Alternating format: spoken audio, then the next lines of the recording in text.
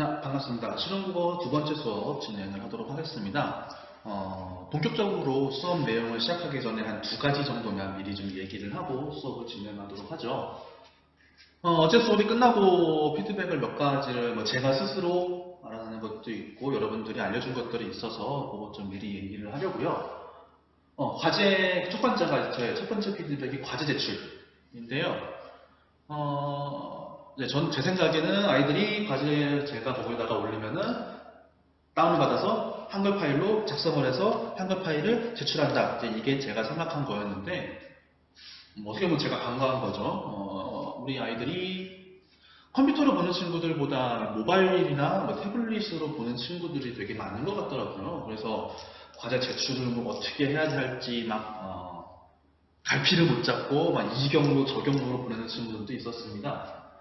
어떤 친구들은 그 휴대폰으로 한글 볼 수 있는 어플, 폴 어쩌고 저쩌고 그 어플에 링크를 그 제출란에다가 보내준 친구들이 있었는데 PC에서 그게 안 되더라고요. 학교에서 안 되는 건지 원래 PC에서 안 보여주는 건지는 정확히 모르겠는데 안 보여주더라고요. 그래서 그런 친구들은 제가 그 담임선생님들한테 연락을 해서 이렇게 해달라고 부탁을 드려서 아마 다시 올린 친구들도 있을 겁니다. 또 어떤 친구들은 휴대폰으로만 이렇게 수업을 강의를 시청을 하는데 이게 한글 파일이다 보니까 그 안에서 이렇게 입력이 불가능한가 봐요. 그래서 본인이 직접 빈 공책에다가 그냥 자필로 써서 그거를 이렇게 촬영을 해서 그 JPG 파일을 올리는 친구들도 있었고요. 각양각색이었습니다. 자, 그래서 통일이라면 통일을 하는 걸로 하면요. 우선 가장 좋은 거는 PC로 다운받아서 HTML 한글 파일을 작성을 해서 다시 업로드를 하는 게 가장 편하고 가장 보기도 쉬울 거예요. 저도 나중에 출력을 하게 될 텐데 그때도 제일 편하고 제일 어떻게 보면 일반적인 루트라고 하면은 본인이 자필로 적어서 촬영을 해서 JPG 파일을 업로드하는 것도 상관없어요. 실험부 같은 경우 한 3명에서 4명 정도 그렇게 낸 걸로 알고 있는데 그렇게 JPG 파일로 내셔도 그러니까 그림 파일로 내셔도 상관은 없습니다. 혹은 여러분들이 과제 올리는 그 과제 제출란에다가 제출란에 직접 작성하는 거 그런 질문이 있었는데 제가 이것도 오케이를 할게요. 제가 이게 보고서 그냥 긁어서 한번 정리해 놓으면 되니까는 요 정도로만 여러분들이 과제 제출을 하는 경로를 조금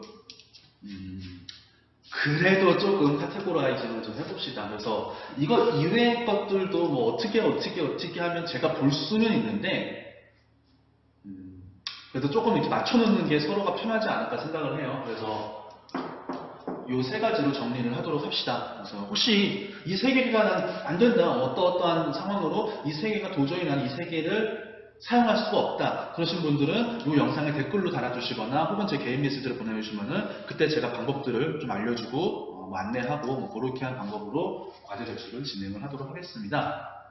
과제에 대해서 하나만 더 얘기를 하면은 대부분 과제는 제가 생각한 대로 잘 해결을 했어요. 미리 얘기를 하자면은 저희 몇 페이지죠? 한 16, 7페이지 정도에 나오는 내용을 저희가 미리 과제로 제가 제시를 한 건데 그 부분을 한번 여러분들이 미리 공부할 때 생각하시면 되고요. 뒤에 가면 배울 다이어나 유의어의 개념도 같이 들어와 있는 과제니까는 아직까지 안 낸 친구들, 왜냐면 오늘까지죠. 어제의 과제가. 아직까지 안 낸 친구들은 좀 잘 보셔서 어렵지는 않을 겁니다. 바로바로 할 수 있으니까. 그래서 그렇게 제출할 수 있도록 합시다. 자, 두 번째는 어떻게 보면 좀 개인적인 거기도 하지만 어떻게 보면 여러분들한테 더 중요한 거기도 합니다. 오늘 아침에 제가 이제 출근을 해서 선생님들하고 얘기를 하다가 그 얘기를 들었어요. 그러니까 자기 반톡에 지금 찍고 있는 이 강의 영상이 링크로 돌고 있다. 유튜브에 제가 지금 유튜브도 링크를 달아놓은 상태인데 그 영상에 돌고 있다라는 얘기가 저한테 들려오고요. 제 친구들도 어쩌다 보니까 이거 보여줬는데 한 4초 보고 끄는 것 같더라고요. 못 봐주겠다고. 자, 근데 이제 뭐 상관없습니다. 뭐 저 혼자 이제 얼굴 팔리고 좀 부끄럽고 뭐 이렇게 그런 거는 상관없는데, 문제가 뭐냐면은 이렇게 지금 이 온라인 강의라는 게, 이 고등학교에서 온라인 강의라는 게 지금 처음 시행이 되고 있다 보니까는 가장 여러분들이 간과하기 쉽고 까먹기 쉬운 게 이 저작권이에요. 말 그대로 자기 거를 자기가 챙겨야 되는 겁니다. 자기 거를 남이 함부로 쓰면 법에 걸려요. 제가 뭔가를 만들었는데, 나아가서 제가 뭔가를 만들어서 돈을 벌고 있는데, 내가 만든 그 무언가를 남이 사용을 한다. 또는 남이 사용해서 그걸로 돈을 번다라고 하면 문제가 되는 거예요. 그게 이제 초상권 혹은 저작권 뭐 이런 것들이 이름이 막 걸리는데, 지금 이 수업에서도 이 저작권의 문제는 굉장히 예민하게 지금 선생님들도 그렇고 학생들, 그 다음에 여러 기관들에서 이 저작권 같은 경우 굉장히 민감하게 반응을 하고 있습니다. 그래서 제가 몇 가지 아마 여러분들한테 제가 옆에다가 이렇게 뿌려줄 건데, 몇 가지를 좀 알려드리도록 할게요. 자, 우선 첫 번째, 허락 없이 교사 그리고 학생의 사진을 공개할 경우 초상권 침해입니다. 제 얼굴 침해요. 더 중요한 거, 얼굴 평가 등이 수반되는 경우 내용에 따라 명예훼손 혹은 모욕, 허위사실 유포 뭐 이런 것 등으로 처벌을 받을 수 있습니다. 얼굴이 구려요, 못생겼어요, 허리가 길어 보여요, 왜 이렇게 선생님 머리가 크죠? 다 걸려요. 알아요, 저 머리 큰 거. 그래도 걸려요. 내가 만약에 당신이 한 그 말은 난 되게 모욕적이고 난 너무 상처받았어, 너 고소. 걸려요. 또 뭐 있냐면요, 수업 내용을 임의로 편집하여 의도한 발언 내용과 달리 퍼뜨리는 경우 형법상 또는 정보통신망법상 명예훼손죄 혹은 저작권법 위반에 해당이 됩니다. 제가 수업을 30분 진행하는데 처음부터 끝까지 들으면은 이게 아무런 문제가 되지 않는 말들이 어떤 특정 부분을 잘라서 딱 그 부분만 보여주게 되면은 문제가 되는 경우들이 꽤 많습니다. 뭐 이거는 여러분들이 만약에 유튜브를 많이 하는 친구들이라면 이런 경우는 정말 많이 보고, 이것 때문에 누가 누구를 고소하네, 누가 누구를 고발하네, 이런 것들 뉴스를 통해서 굉장히 많이 접했을 거예요. 이거는 수업도 마찬가지입니다. 이 수업 안에서 제가 한 말이 여러분들의 혹은 다른 사람들의 어떤 의도된 편집으로 다르게 해석될 경우, 이거는 제가 그 친구를, 그 사람을 고소할 수 있어요. 법에 심판을 받게 할 수 있다는 말이에요. 자, 또 뭐가 있냐면 목소리를 녹음하여 공포한 경우 음성권 침해, 교사 그리고 학생 사진으로 학생 사진을 제작하거나 유포하는 경우 역시 법에 걸립니다. 그 다음에 요거 이제 여러분들이 조금 신경 쓸 건데요, 학생이 강의 동영상을 제3자에게 제공할 경우, 그 다음에 다운로드한 강의 자료를 제3자에게 배포 또는 전송하는 것, 또는 제3자에게 강의 자료가 게시된 시스템에 접근 가능하도록 아이디와 비밀번호를 공유하는 것, 혹은 강의 자료에 부착된 복제 방지 조치를 무력화하는 것 등은 저작권법에 위반될 수 있습니다. 한마디로 여러분들이 지금 위드랑 하는 거예요. 와, 이 선생님 강의 되게 이상해. 되게 뭐 같아? 이러고가지고 왜? 나도 좀 보자. 옆에 있는 친구한테. 그러면 내가 내 거 위드랑 아이디나 비밀번호를 빌려줄게. 네가 가서 보셈. 이런 식으로 가서 그 사람한테 나의 영상, 우리 이 수업 영상을 보여주기 위한 목적으로 아이디와 비밀번호를 가르쳐주는 경우, 그거는 저작권법에 위반이 됩니다. 자, 이런 것들을 분명하게 여러분들이 알고 계셔야 돼요. 제가 어제도 수업 중간인가요? 끝무렵인가요? 얘기를 했었죠. 우리끼리만 보자고, 이 영상은. 그게 이제 이 저작권법 때문에 나온 얘기니까요. 반드시 알아두시고 여러분들이 괜히 저한테 고소당하는 일 없게 해주시면 감사드리겠습니다. 자, 이렇게 두 가지 전달사항을 안내해 드렸고요. 자, 본격적으로 수업을 나가도록 합시다. 자, 교과서로는 여러분들 12페이지가 될 거예요. 상황에 맞는 어휘라고 되어 있어요. 여러분들 혹시 좀 이렇게 여러 가지 잡지식에 많은 친구들을 혹시 요 단어를 들어봤나요? TPO 이렇게 점을 주는데, time, place, occasion. S? 시간, 장소, 상황.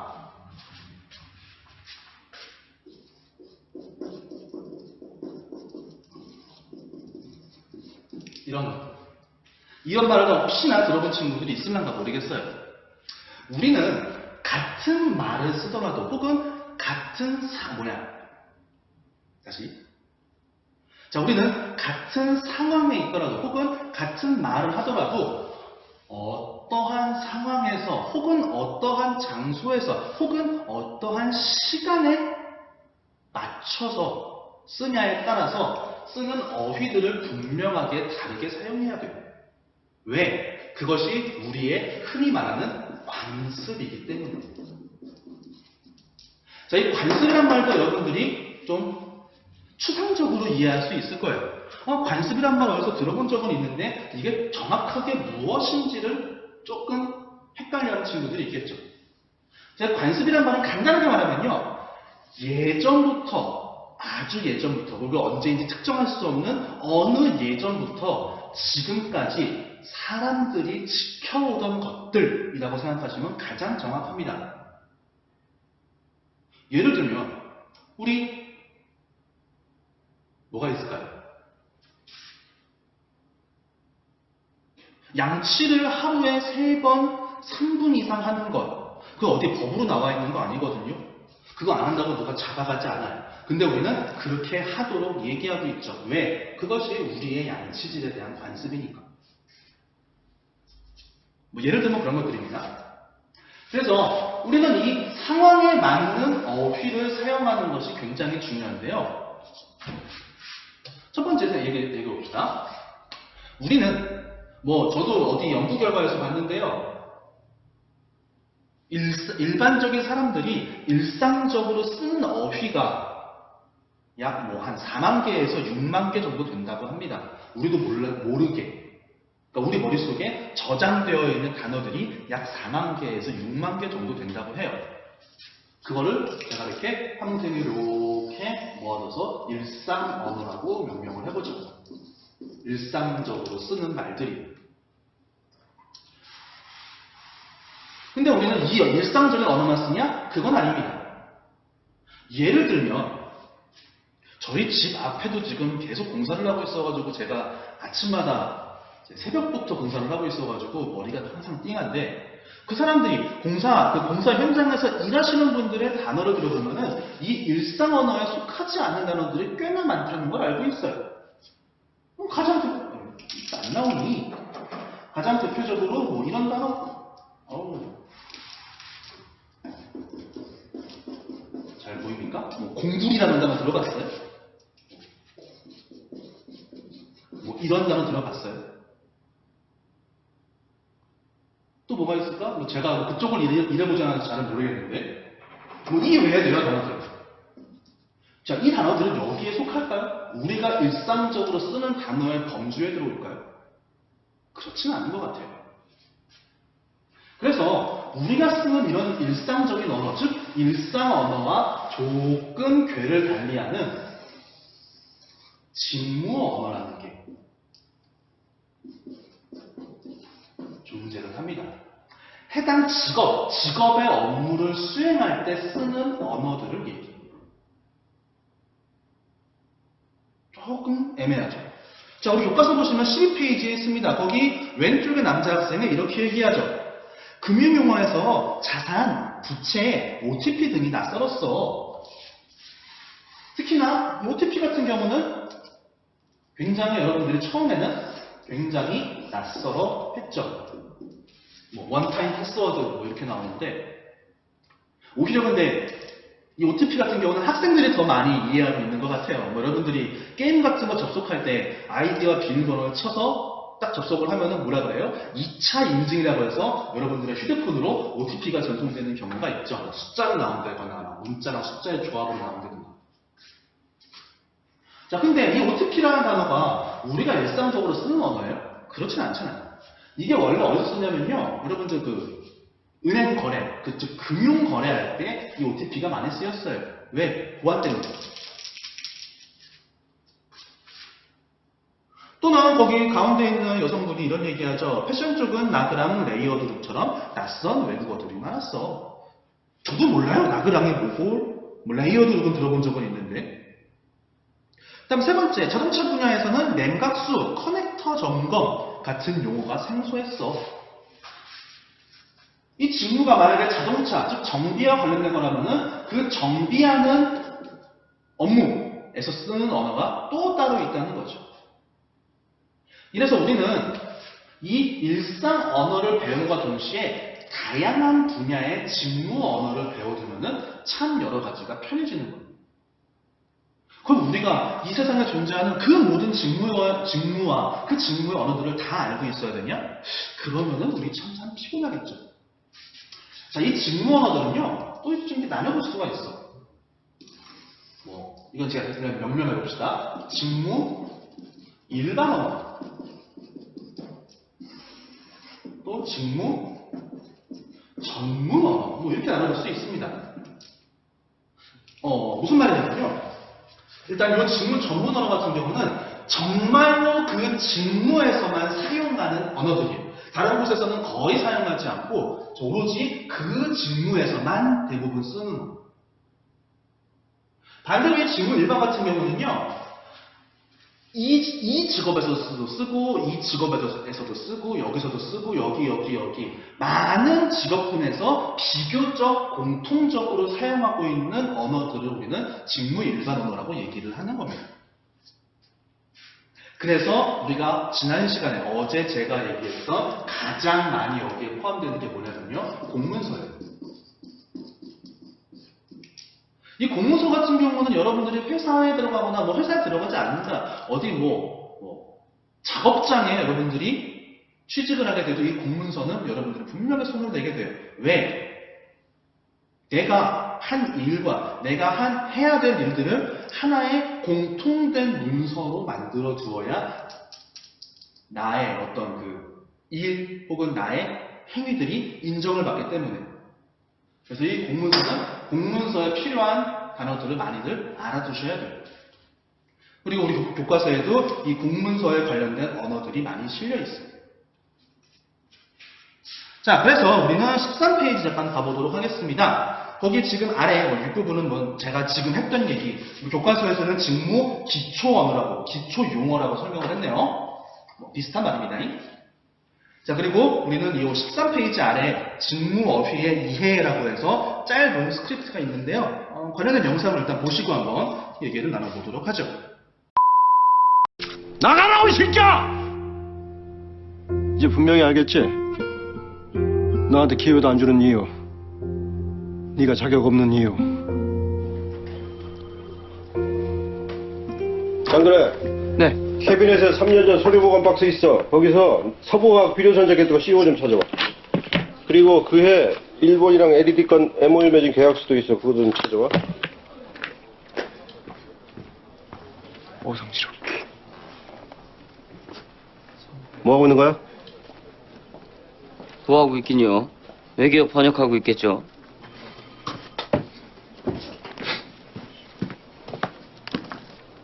무역 용어 사전. 콩떡같이 말해도 찰떡같이 알아들어. 같은 건 바라지도 않아. 그러니까 여기 있는 동안만큼은 장님 문고리 잡듯 더듬거리는 척이라도 하란 말이야. 복장 터지니까. 앞으로는 대묻지 마. 자, 벌써 이게 몇 년 됐나요? 한때 대한민국의 선풍적인 인기를 끌었던 드라마 미생의 한 장면인데요. 거기 이제 나이 드신 상식이라는 사람이 이렇게 얘기를 하는 부분입니다. 근데 이 주인공, 장그래라는 주인공은 대체 뭐라는 거임? 하면서 멍 때리고 있는 부분이에요.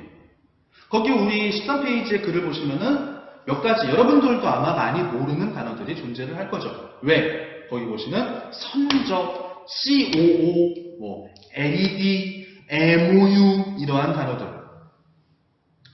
뉴스를 많이 보거나 시사에 좀 관심 있는 친구들은 그래도 어디서 들어봤을 수도 있는 단어들인데 그렇지 않은 친구들은 대체 이게 무슨 말인지를 이해를 못하는 거예요. 왜? 지금 이 주인공, 이 작품 속의 주인공인 장그래는 하나의 직무에 하나의 직업을 가지고 일을 하고 있는데 그 직무에서 전문적으로 사용하는 언어들을 이해하지 못했기 때문이에요. 그래서 옆에 있던 상사였나요? 아니면 그 사람 직접이었나요? 그 사전을 틱 던져주죠. 무역 용어 사전. 자, 하나의 일을 하기 위해서는 우리는 바로 이 직무 전문 용어들 혹은 직무 전문 언어들을 많이들 배워야지 좀 그 일을 하는데 익숙해질 겁니다. 자, 그러면은 누군가는 이 질문을 할 수가 있어요. 선생님, 그러면 여기에서 쓰는 말을 그냥 얘처럼 이걸로 쓰면 안 돼요? 혹은 얘는 그냥 아예 안 쓰고 다 이걸로 쓰면 안 돼요? 라고 물어보는 친구들이 있을 수 있어요. 자, 결론만 말하면은 사실은 사용해도 됩니다. 사실은 사용해도 전혀 상호 간의 의사소통을 함에 있어서 아무런 문제가 없어요.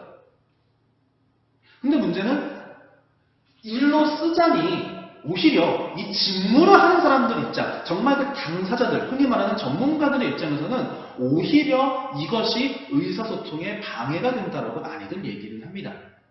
예를 들어보면은 거기 COO 좀 찾아봐라고 할 때 COO입니다.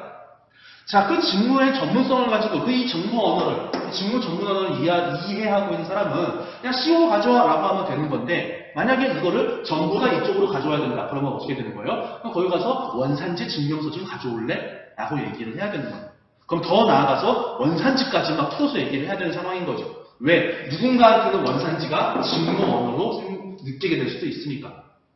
그러면은 원래 나왔던 그 지역에 대한 증명하는 서류를 가져와. 라는 굉장히 비경제적인 의사소통이 진행된다는 거죠. 그래서 모두의 진짜 이 직무에 속하지 않는 모든 사람의 관점에서는 일로 바꾸는 것이 좋다라고 볼 수 있으나 실제로 그 직무에 임하는 사람들은 이 전문 언어를 어느 정도 알고 어느 정도 사용하는 것이 훨씬 더 경제적이고 효율적이라고 판단을 해요. 자, 근데 아까도 얘기했다시피 우리가 그 모든 직무에 대한 언어를 다 알기가 힘들어. 그래서 우리는 이것만이라도 좀 몇 개라도 알자. 특히나 공문서에 사용하는 많은 단어들. 자, 거기 14페이지 중간에 보시면은 전문 분야에 상관없이 직장에서 일반적으로 쓰이는 용어들도 있다라고 해서 몇 가지 예시가 나오죠. 그리고 이거는 실제 여러분들의 생활에서 많이 헷갈리는 것들입니다. 거기 나와 있는 것만 얘기를 들어볼게요. 여러분들도 아마 이 단어들을 많이 본 적이 있을 거예요. 특히나 우리 언니들, 우리 여성 학생들은 이 단어들을 많이 봤을 겁니다. 언제? 쇼핑몰에서 여러분들이 구입할 때. 이것도 많이 봤을 거고요. 헷갈리죠?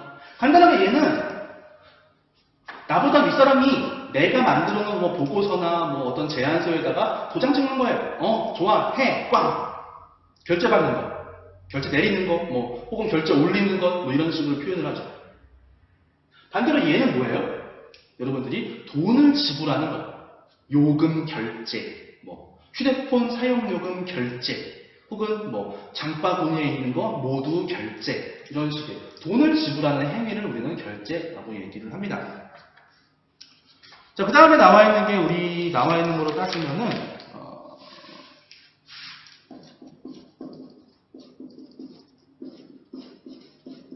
이 단어들도 많이 봤을 거예요. 지향, 그리고 지양. 지향, 말 그대로 방향으로 향하다입니다. 특정 방향으로. 내가 무엇을 위해서 가겠다. 내가 무엇을 이루기 위해, 목표를 달성하기 위해 뚜벅뚜벅 가는 것. 이런 것들을 지향이라고 합니다. 교과서 17페이지에 보시면 이 얘기들이 나와 있어요. 거기 17페이지에 하나, 둘, 세 번째 문단에요. 지향은 어떤 목표로 뜻이 쏠리어 향한다는 뜻으로 해서 몇 가지가 나와 있죠. 평화통일을 지향하다. 혹은 미래 지향적인 사고다. 라고 할 때 우리는 이 지향을 씁니다. 반대로 지양은 뭐예요? 하지 않는다고요.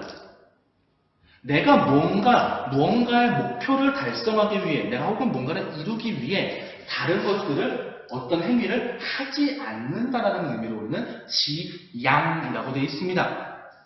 교과서에 뭐라고 나왔죠? 더 높은 단계로 오르기 위하여 어떤 것들을 하지 아니함. 이라고 해서 뭐 상업주의를 지향하다. 무엇을 피하거나 하지 않으려 할 때 쓰는 단어가 지향이다. 이런 것들 여러분들이 헷갈리는 단어들이죠. 자, 다시 돌아옵시다. 14쪽. 혹시나 여러분들이 이제 저랑 첫 수업이니까 조금 헷갈릴 수 있는데 제가 교과서대로 쭉 그냥 뭐 이 페이지 다음 페이지 이렇게 진행을 하지 않고요. 우리가 배울 내용들 안에서 좀 이렇게 섞어서 얘기하니까는 왔다 갔다 좀 잘 하시면 돼요. 자, 그렇게 해서 우리 14페이지에 나와 있는 직무 기초 용어들에 대한 얘기가 나와 있습니다. 거기 나와 있는 공람, 품위서 이러한 단어들 여러분들이 거기 교과서에 나와 있는 의미, 그 다음에 그 왼쪽에 조그맣게 날개로 나와 있는 부분 있죠? 그거 보고 같이 여러분들이 이해하시면 어렵지 않을 거예요. 자, 그러면 두 번째로 알아볼 거는 실제 여러분들이 직무 상황에 들어갔을 때의 얘기예요. 아까 영상에서 잠깐 봤었던 장그래가 여러분들이 되는 거죠. 어떤 보고서를 보거나 혹은 누군가가 나에게 뭔가를 지시를 할 때 이 사람이 쓰는 말은 무슨 말인지 이해를 못하겠어요. 이 사람이 쓴 단어가 어떤 의미인지 파악을 못하겠어요.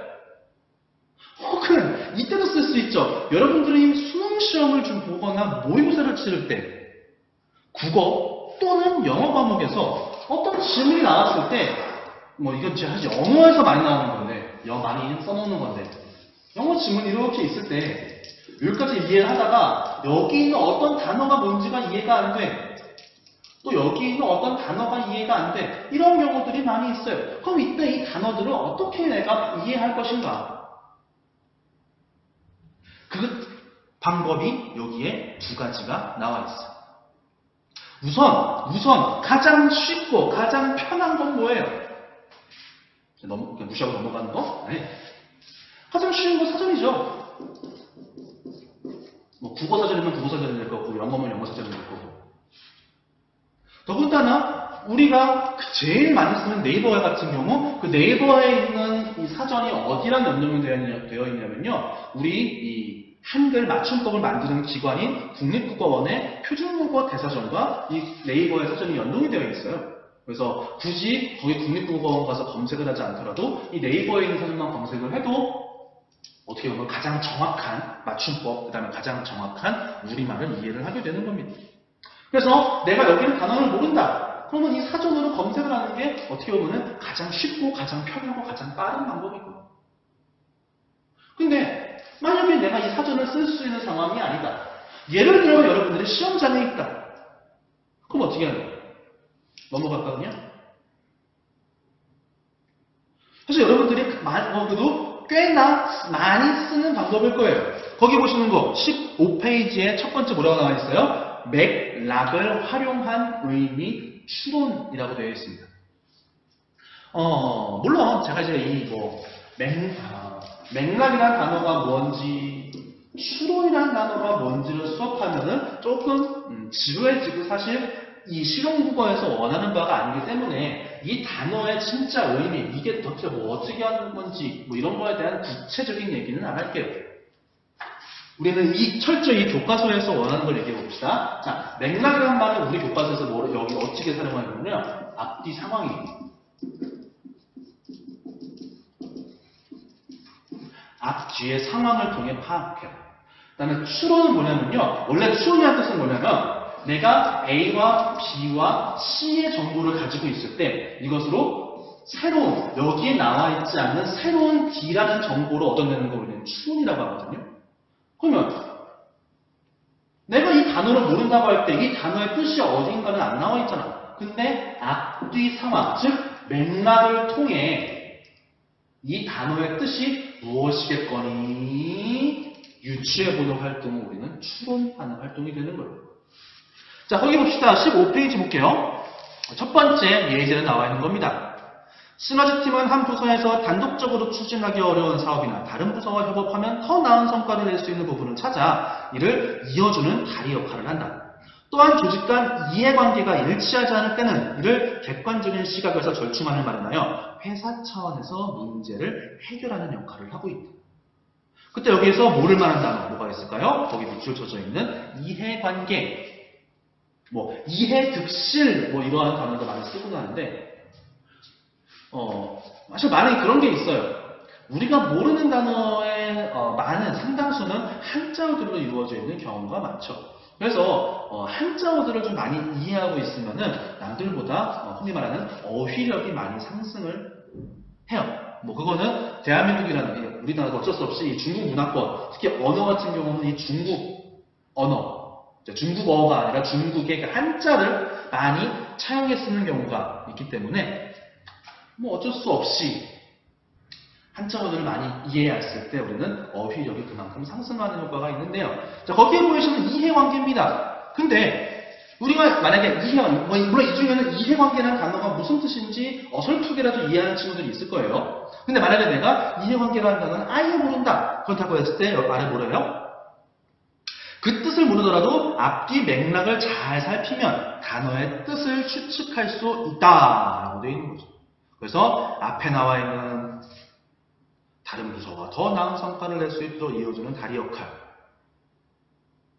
이렇게 해서 사용경을 끊으면 아하! 대충 이런 뜻이겠구나. 정확하게 우리가 사전에 나와 있는 대로 이해를 하는 거는 조금 어려울 수 있어도 여러분들 머릿속에 어렴풋이 대충 이런 내용이구나 라는 거를 파악할 수 있는 거기에 보이는 서로 이익과 손해의 관계 라는 뜻을 어렴풋하게나마 이해할 수 있게 되는 거죠. 이것이 우리가 여기에서 볼 수 있는 맥락에 의한, 맥락을 통한, 맥락을 활용한 의미 추론이 되는 겁니다. 사실 어떻게 보면은 여러분들도 많이 쓰고 있는 방법이기 때문에 제 이런 설명들이 좀 무의미할 수도 있겠는데요. 한번 이렇게 이론적으로 알아두시면은 여러분들이 많은 경우, 특히나 우리 같은 경우는 시험들을 많이 치르기 때문에 그 시험장에서 맥락을 활용한 의미 추론이라는 이 방법들을 활용해 볼 수 있을 겁니다. 자, 두 번째 나와 있는 사전. 아까 잠깐 사전 얘기를 했는데 여러분들이 과제로 나갔었던 그 사전 찾기입니다. 근데 우리가 사전을 특히 과제를 해봐서 알다시피 하나의 단어에 반드시 하나의 의미만 있는 것은 아니었죠. 하나의 단어에 2가지, 3가지, 4가지, 5가지, 6가지 많은 의미들을 가지고 있는 경우도 있어요. 또는 이 단어와 이 단어 사이에 이 두 개가 비스무리한 것도 있지만 전혀 다른 것들이 존재할 수도 있죠. 만약에 여러분들이 중학교 때 문법 수업을 열심히 했다면 이 둘을 지칭하는 용어도 다르다는 것을 알 수 있어요. 하나의 단어가 여러 가지 의미를 가지고 있다라고 했을 때 우리 그거를 뭐라고 했는지 기억나요?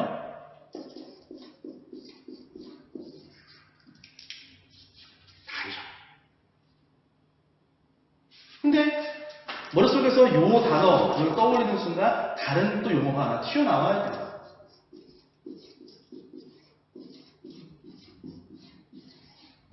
동문이에요. 이 둘 간의 차이점에 대해서도 분명하게 알고 있어야겠죠. 혹시나 눈치 빠른 분들은 조금 알아낼 수도 있고요.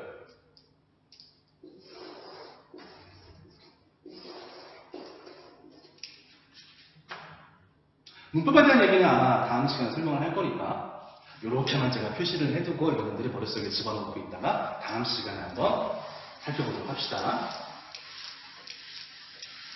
자, 아무튼 간에 우리가 이 사전을 검색할 때, 사전을 통해 볼 때 내가 찾고자 하는 그 단어, 내가 모르는 이 단어의 의미가 얘인지를 판단할 줄 알아야 돼요. 여러분들이 냈던 과제 중에 뭐가 많았더라? 하여튼 좀 많은 게 있었어요. 뭐 읽다라고 해볼까? 일다라는 단어들도 사실 찾아보면 굉장히 뜻이 많거든요. 사전들을 보면 일다 1이 있고 2가 있고 3이 있고 4가 있고 뭐 이런 식이에요. 그러면 이 수많은 것들 중에서 내가 원하는 일다, 단순하게 우리가 뭐가 있을까요? 책을 읽다의 이 리드만이 아니라 그 사람의 심리를 읽다의 의미일 수도 있잖아요. 그죠? 책을 읽을 때 이 읽다의 의미와 심리를 읽을 때 이 읽다의 의미는 같은 것 같으면서도 우리가 뉘앙스적인 뭐랄까요? 뉘앙스라고 합시다. 뉘앙스적인 차이가 존재를 하죠. 이런 것들을 파악해보는 것도 여러분들의 어휘력을 향상시키는 데 도움이 될 뿐더러 정확하게 거기에 나와 있는 보고서가 됐든 그 사람이 말한 지시 내용이 됐든 그것들을 보다 명확히 이해하는 데 도움이 될 겁니다. 자, 거기가 16페이지까지의 내용이었습니다. 자, 마지막 봅시다. 17페이지에 보시면 위에 건 잠깐 했었고요. 아래 품격 있는 단어 사용이라고 되어 있습니다. 참 우리가 지키기 힘든 거죠. 왜요? 우리는 하루에도 수번, 누군가는 수십 번, 많게는 수백 번의 품격 없는 언어들을 사용하고 있으니까요. 욕이요, 욕. 제가 지금까지 이렇게 제 귀에 들렸던 정말 수많은 종류, 수많은 길이, 수많은 형태의 욕 중에 정말 이건 정말 대단하다라고 싶은 게 그런 게 있었어요. 저는 이제 특정 어떤 언어를 썼다라고 해서 그걸 막 놀랍고 대단하다고 생각하진 않아요. 지하철이었나 공원이었나 어떤 남자애 근데 제 기억에 그 당시에 20대 초반 정도 되는 남자애가 어디서 이렇게 앉아 있었던 것 같아요. 전화를 합니다. 저는 이제 이 전화 내용이 너무 임팩트가 커서 앞에 것들 다 까먹었어요. 분명히 그 사람이 말하고 싶은 건 이거였어요. 너 나오니? 뭐하냐? 이게 그 사람이 전화해서 말하려는 첫 번째 메시지였어요. 제가 판단할 때는. 근데 이 앞뒤로 욕들이 그냥 거칠게 붙는 거예요. 얘보다 훨씬 길게. 제가 최대한 숨어서 얘기해볼게요. 야, 이 조카 크레파스 18세. 뭐하냐, 이 개의 자식, 아들, 딸, 이런 식이었어요. 와, 저는 그걸 보고, 이 사람은 진짜 욕의 신이다. 자기가 하고 싶어 하는 그 모든 말을 욕으로 이렇게 싹 이게 감춰놓는 거지, 이렇게. 저는 정말 그때 깜짝 놀랐습니다. 만약에 이런 사람이 제 친구라고 하면 저 이 사람하고 친구 안 할 것 같아요. 아무튼, 우리는 어떠한 장소, 어떠한 상황, 그리고 누구와 대화를 하냐, 혹은 어떤 공간에서 대화를 하냐에 따라서 그 공간, 그 사람, 그 상황에 맞는 어휘 혹은 표현 등을 사용을 해야 돼요. 자, 거기 봅시다. 사적인 공간과 공적인 상황에서 사용하는 단어를 구별하여 써야 할 필요가 있다. 여러분들이 이제 회사에 들어가게 되면 좀 많이 혼동될 수 있는 것들, 입에서 좀 실수만을 많이 하는 것들이 있어요. 여러분들 취직을 하게 돼, 어떤 회사에 들어갔어. 그러면은 여러분들이랑 되게 친하게 지내는 상사 혹은 부하라고 하면 좀 말이 웃긴데 자기 후배 직원들이 있을 거예요. 퇴근하고 나가서 술 한잔 같이 기울이면서 형님 막 나가서 반말도 막 하고 자기 동생들한테. 근데 이제 이 사적인 상황과 공적인 상황을 구분하지 못하는 친구들 어떻게 되는 거야? 그 술자리에서 형 동생 했던 거가 그냥 쭉 간다고 생각을 해. 그래서 어떻게 돼요? 회사에서 형 왔어요 라고 인사를 하게 되는 거죠. 형 왔어. 어젯밤에 그 술자리에서 있었던 표현 그대로 형, 야, 밥 먹었냐? 이런 식으로 얘기를 하게 되는 거지. 그러면은 사람들이 당신들을 쳐다보는 시선이 쎄해지죠. 뭐야, 형이라고 하냐? 야, 쟤 왜 반말이야? 라는 거, 라고 여러분들을 보는 게 아니라, 야, 쟤는 공과 사를 구분하지 못하는 사람이구나라고 판단을 하게 될 거라고. 사실 저도 많이 실수를 했었고요. 근데 이게 잘못됐구나, 내가 했던 것이 실수라는 것을 깨닫게 되면서 고치려고 노력을 해서 지금은 어떻게 잘 모르겠습니다만 이러한 실수를 하지 말아야 된다라는 것 정도. 두 번째, 특히나 여러분들이 인터넷 상황, 인터넷 혹은 다양한 커뮤니티에서 쓰는 많은 언어들, 문제가 되는 케이스도 굉장히 많습니다. 그 안에서는 낄낄대고 서로 쓸 수 있는 단어인데 그것이 그 공간 밖에서 사용이 되면은 굉장히 좋지 않은 시선으로 느껴질 때가 있죠. 제가 특정 사이트, 특정 커뮤니티를 얘기하지 않습니다만 비단 이게 인터넷만의 문제일까요? No! 우리나라에서도 쓰면 안 되는 거, 외국 사람들이 보기에 우리가 쓰는 그 표현이 굉장히 불쾌하고 굉장히 모욕적으로 들리는 거, 우리 많이 바꾼 거 혹시 알고 있나 모르겠네요. 예를 들어서 살색 이러한 표현들, 혹은 물론 이제 그런 분은 없겠지만은 흑인을 비하하는 단어들, 이런 것들이 예전에는 이게 우리 안에서만 쓰면 상관없지라고 생각해서 굉장히 많이 쓰였어요. 근데 이것이 우리나라에도 점차 이제 그 지역, 그 인종에 해당하는 분들이 많이 오시게 되면서 모욕적으로 들리고 굉장히 자신들을 편화 혹은 편회한다라고 생각을 해요. 그래서 많이 안 쓰도록 노력을 하고 있죠. 저 초등학교, 중학교 때까지만 해도 크레파스 사면은 우리 이제 이 피부색에 해당하는 색이 살색이었어요. 말 그대로 살의 색이야. 근데 그거는 우리 입장이고, 우리 입장에서 이게 우리 살의 색깔인데 아닌 분들이 더 많잖아. 그런 거에 대한 차별적 요소를 불러일으키는 단어들도 웬만하면은 사용하지 말아야 된다 라는 것이 마지막에 나오는 품격 있는 단어 사용에 이해가 됩니다. 자, 그래서 여러분들이 지금 해야 될 게 뭐냐면요, 학습활동을 쭉 넘겨서 앞에 부분들은 크게 문제가 없으니까는, 참고로 여러분들의 과제는 10분 쪽에 나와 있는 여기 보면은 거기에 2-1번, 2번 정도를 여러분들이 과제로 제출하시면 됩니다. 제가 이 19페이지의 2번의 양식은 과제란에 한글 파일을 다시 올려놓을게요. 이걸 제가 편집을 해서 여러분들이 거기에 나와 있는 것을 작성해 주시면 됩니다. 어렵지 않을 거예요. 자, 여러분들이 해야 될 것은 이제 20쪽에 있는 연소 근로자 표준 근로 계약서라는 내용이에요. 자, 여기에서 여러분들이 모르는 단어들을 표시를 해보고, 첫 번째 해야 될 거, 앞뒤 문맥, 즉 지웠네요. 맥락에 의해서 여러분들이 이게 무슨 단어겠구나를 추론을 해보시고, 그게 잘 떠오르지 않는다라고 하면 여러분들이 사전, 인터넷으로 사전을 검색해서 그 뜻을 알아본 뒤에 다시 그 문장 속에서 그 뜻을 집어넣어 보세요. 무슨 말이냐면요, 하나만 예를 들어볼게요. 그래서 4번에 보시면은 소정 근로시간에서 몇 시 몇 분부터 몇 시 몇 분까지 이라고 되어 있습니다. 소정이란 단어, 이게 뭘까? 들어보신 분들도 있겠지만, 그러면 우리는 이 단어가 뭔지도 모르기 때문에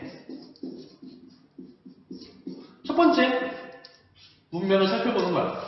근로시간, 일하는 시간, 소정, 그리고 몇 시부터 몇 시까지. 잘은 모르겠지만 느낌이 좀 오는 것 같아요. 하지만 잘 모르겠어, 정확하게 파악할 수 없어. 그때 이제 사전을 검색해 보면은 여러분들 교과서 21쪽에 소정의 뜻이 나와 있죠. 그 중에 여기에 나와 있는 3개의 의미 중에 이 근로시간이라는 말과 붙을 수 있는 건 뭐가 있어요? 여기 빨간색으로 체크가 되어 있죠? 소정의 6번, 정해진 바, 혹은 조건 따위가 정해지다, 이런 식으로. 그럼 여기에 정해진 바, 정해지다 혹은 정하다 라는 뜻인가 봐요. 그러면은 그 정하다라는 말과 근로시간이라는 말을 붙이면은 이 소정 근로시간이 어떻게 해석이 되는 거야? 계약서상에 정해진 근로시간이라는 말로 우리는 구를 해석을 할 수 있는 거죠. 그래서 몇 시부터 몇 시까지 근로하기로 정했다라는 것이 이 계약서의 내용이다 라고 우리는 확인을 할 수 있는 겁니다. 자, 그래서 우리는 시간은 한 3분에서 4분을 줄게요. 그래서 쭉 읽어보시면서 여러분들이 모르는 단어는 체크를 해보시고, 이거 시간 더 써야겠다. 모르는 단어 체크를 해보시고, 문맥으로 추론을 해보신 다음에 그게 잘 안 된다 싶으면 여러분들이 사전을 통해서 한번 찾아보시기 바랍니다.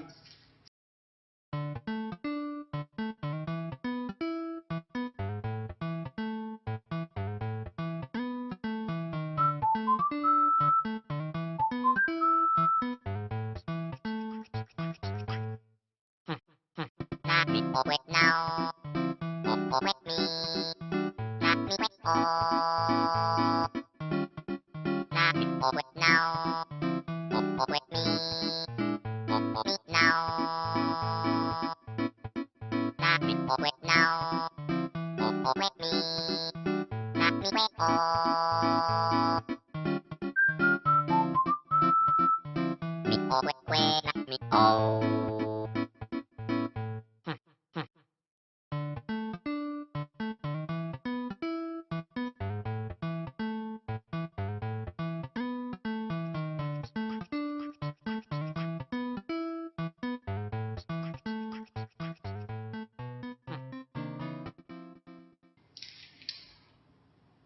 자, 잘 해보셨나요? 개인차가 있기 때문에 누구는 이 단어를 알고 누구는 이 단어를 모를 거예요. 그래서 이거는 나중에 좀 기회가 되면 서로 옆 사람과 혹은 앞뒤 사람과 내가 몰랐던 단어들을 서로 공유해보는 시간도 한번 가져봤으면 좋겠습니다. 저도 지금 온라인 실제 수업을 처음 하다 보니까 이제 시간 분배가 조금 잘못돼서 아마 좀 영상이 길 거예요. 근데 최대한 여러분들 만약에 좀 바쁘다 혹은 너무 재미없다 그러면은 제가 중간에 헛소리 뻔소리한 부분들은 그렇게 스킵을 해서 넘기시는 것도 방법이 될 거고요. 그래서 최대한 다 들어주세요. 자, 아무튼 우리는 이렇게 직무 어휘들을 조금 이해해 봄으로써 이게 왜 이 직무 어휘를 써야 되는지를 조금 머릿속에 이해를 했으면 좋겠습니다. 그래서 다음 시간에 목요일인가요? 저희가 그래서 목요일에는 교과서 24쪽 어법에 맞는 문장, 간단한 문법들, 상대방에게 의미를 혼동시킬 수 있는 몇 가지 문법 표현들을 좀 교정해 보면서 한번 짧지만 어렵지 않게 문법에 대한 이해를 해보도록 하겠습니다. 강의는 이것으로 마치겠습니다. 수고하셨습니다.